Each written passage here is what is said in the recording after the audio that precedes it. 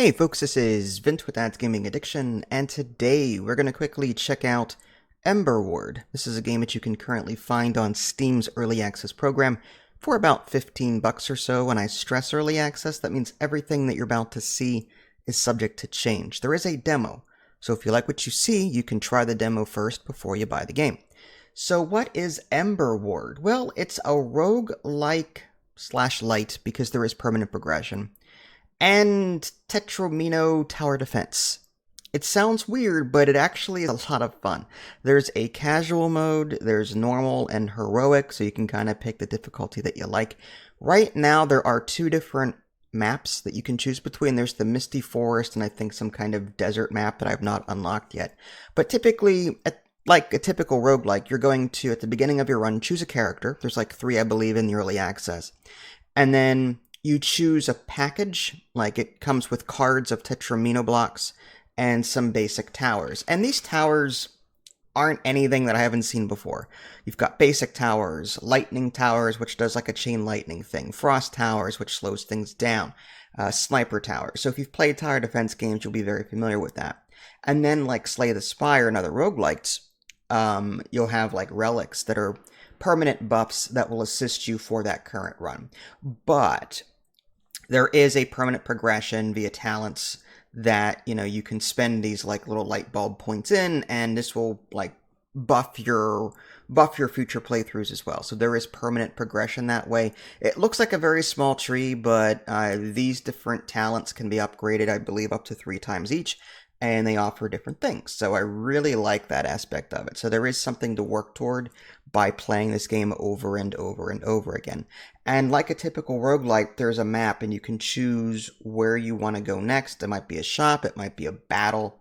And when you actually start participating in the battles, you are dealt, in between each wave, you are dealt like a hand of cards of Tetromino pieces. And it's up to you to form the tableau. It's up to you to form the layout of the board so that the enemies have a hard time getting from their spawn point to the tower that you're trying to protect. Now, as you play this, you're going to unlock new mechanics. For example, there may be spots on the board with swords on them, or arrows, or a bow and arrow, or lightning bolt, something like that. And if you place your towers over those spots, you can buff your towers in various ways. So there's some strategy in the way that you're putting these blocks down. Some of your towers are like a 2x2, so you kind of have to like, you kind of have to plan your Tetromino places so that like you create a 2x2 grid so you can place those particular towers down. There's even spells like Arcane Blast or Frost Pulse that you can cast on your towers to give them various buffs. And you only have so long in between each wave to place your blocks down. Now you can recall them, your blocks, by long pressing, but certain blocks can't be, like special blocks can't be recalled.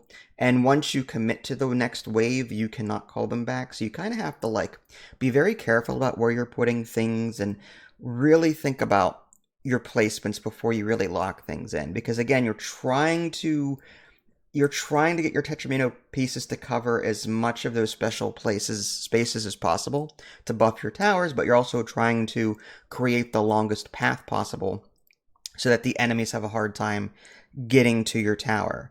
And so I think players that have played tower defense games before will enjoy that aspect of it. I mean, like the whole map making aspect of it, and that you're creating this long path.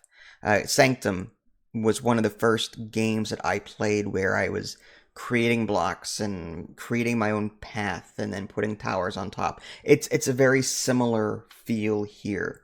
And then once you complete a stage, you unlock some really cool things.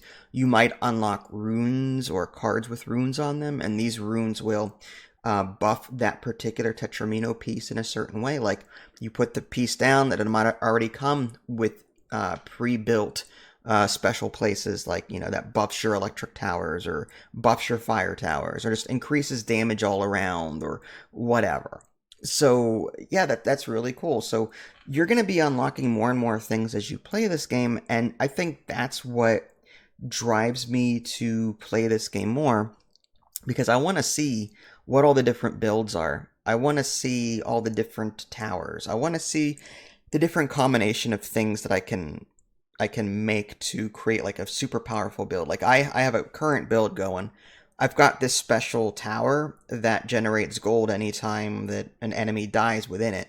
So I tend to focus all of my towers on one spot, which is a little dangerous because some enemies actually disable towers in a radius. So there's that to consider. But you can also individually upgrade these towers as well. By clicking on a tower, you can upgrade them, and there's a different upgrade tree. So like, you can choose to upgrade this tower with more range, you could upgrade this tower with more damage. So there's actually some choice. It's not just a flat upgrade, it's like you actually get to choose which upgrade path you want to go in when you're upgrading a tower. And yeah, like this game for an early access is very stable, and I have not encountered any bugs or anything like that. So it's absolutely recommendable.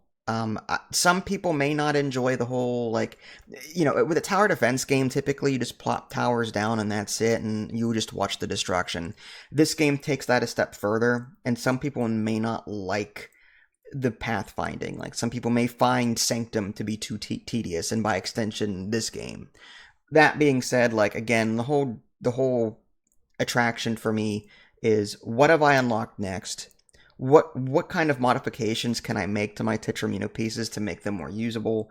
How can I make this path longer?